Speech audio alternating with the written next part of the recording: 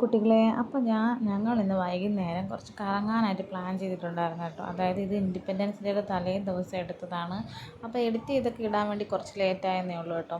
അപ്പോൾ ഞാനും ചിത്തിക്കുട്ടനും ഹസ്ബൻഡും മിയക്കുട്ടിയായിട്ടാണ് കേട്ടോ പുറത്തോട്ട് ഇറങ്ങിയത്. അപ്പോൾ പിറ്റേ ദിവസം സ്കൂളില്ലല്ലോ, അപ്പം കുറച്ച് ലേറ്റായാലും കുഴപ്പമില്ലെന്ന് കരുതിയാണ് ഇറങ്ങിയത് കേട്ടോ.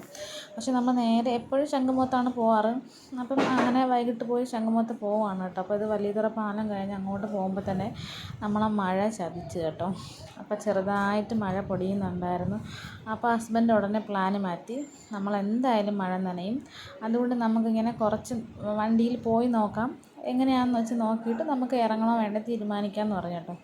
അങ്ങനെ നമ്മൾ ശംഖുമുഖം എത്തിയപ്പോഴത്തേക്കും നല്ല മഴ, നന്നായിട്ട് മഴ. അപ്പോൾ അവിടെ എങ്ങും നിർത്തിയില്ല, നേരെ നമ്മൾ വണ്ടിയിൽ പോകണം. അപ്പോൾ ഹസ്ബൻഡ് നമുക്ക് ഫുഡ് കഴിക്കുന്ന പ്ലാൻ ഇട്ടിട്ട് നേരെ ഫുഡ് കഴിക്കാൻ പോകാമെന്ന് പറഞ്ഞു കേട്ടോ.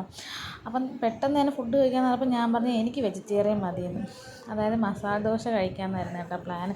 അപ്പം നമ്മൾ എവിടെ മസാല ദോശ കഴിക്കാൻ പോകും എന്നായിരുന്നു അടുത്ത പ്ലാൻ കേട്ടോ.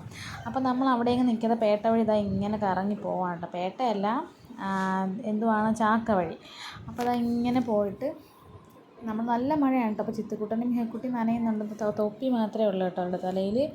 അപ്പോൾ മഴ അങ്ങ് കൂടിയപ്പോഴത്തേക്കും നമ്മളിതാ മേൽപ്പാലത്തിൻ്റെ അടിയിൽ ഒതുങ്ങി നിൽക്കാം കേട്ടോ, നല്ലതായിട്ട് മഴ പെയ്തപ്പം. അപ്പം നമ്മുടെ പുറകെ ഒരുപാട് പേര് നിൽക്കുന്നുണ്ട്.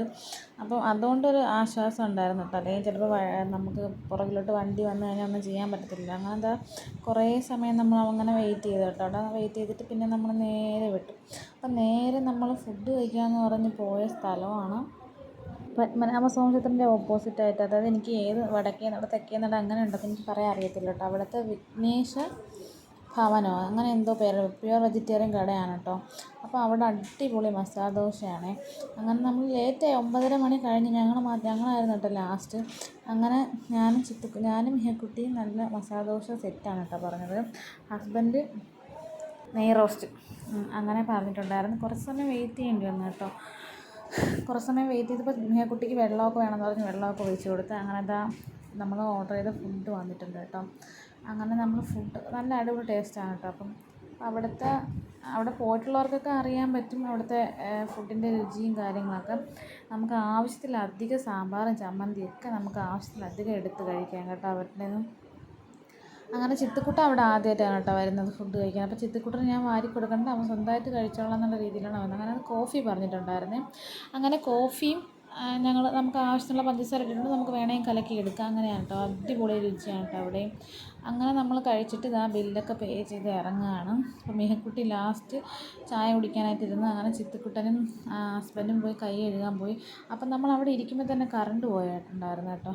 അപ്പോൾ എനിക്ക് ആ കടയുടെ പേര് നല്ലതായിട്ട് എടുക്കാൻ പറ്റിയിട്ടുണ്ടായിരുന്നില്ല.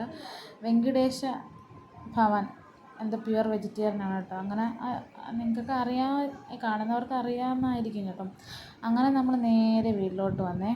അപ്പോൾ ഇന്നത്തെ വീഡിയോ ഇത്രയേ ഉള്ളൂ. അപ്പോൾ ലൈക്ക്, ഷെയർ, കമൻറ്റ്, സബ്സ്ക്രൈബ്.